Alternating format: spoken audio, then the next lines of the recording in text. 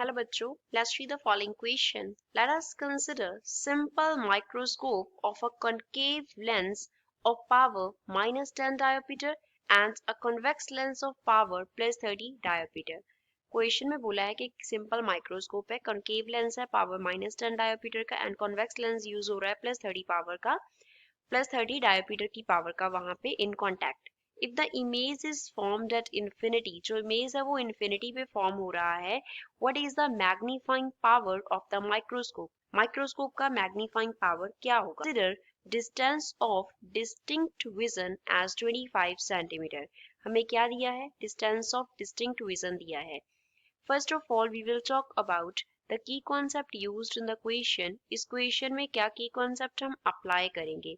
We will use the formula for magnifying power of microscope.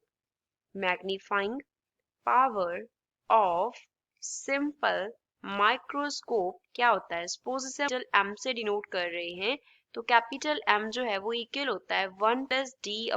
अब यहाँ पे capital D जो है that is distance of distinct vision हमें दिया है.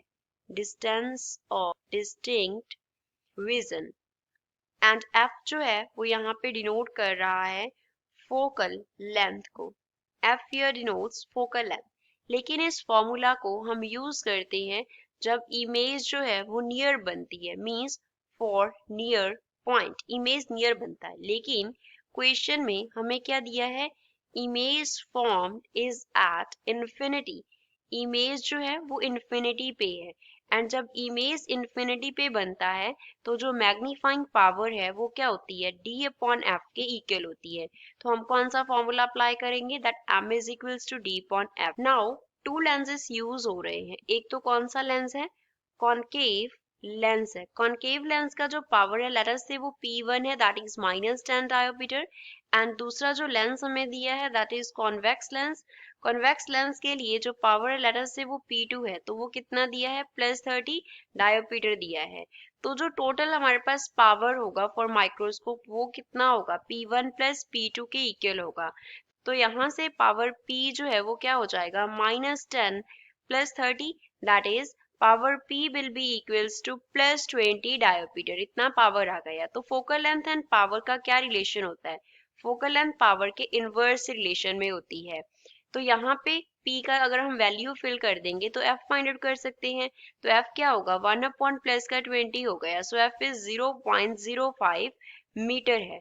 और we can write that F is equals to कितना होगा, 5 सेंटीमीटर होगा. क्योंकि 1 मीटर में कितने सेंटीमीटर होते हैं, 100 सेंटीमीटर होते हैं. तो ये क्या हो गया, 5 सेंटीमीटर हो गया. नाउ जो D का वैल्यू हमें दिया है, least distance of distinct vision that is 25 centimetre. हमने F का वैल्यू फाइंड आउट किया that is equals to 5 centimetre. तो जो मैग्नीफाइंग पावर होगा माइक्रोस्कोप का that is D by F हमने फॉर्मूला लिखा था तो इसमें फिल कर देते हैं. So M will be equals to 25 by 5 हो गया, which means M का वैल्यू जो है that will be 5. So this is final answer for the given question. I hope you understood well. Thanks.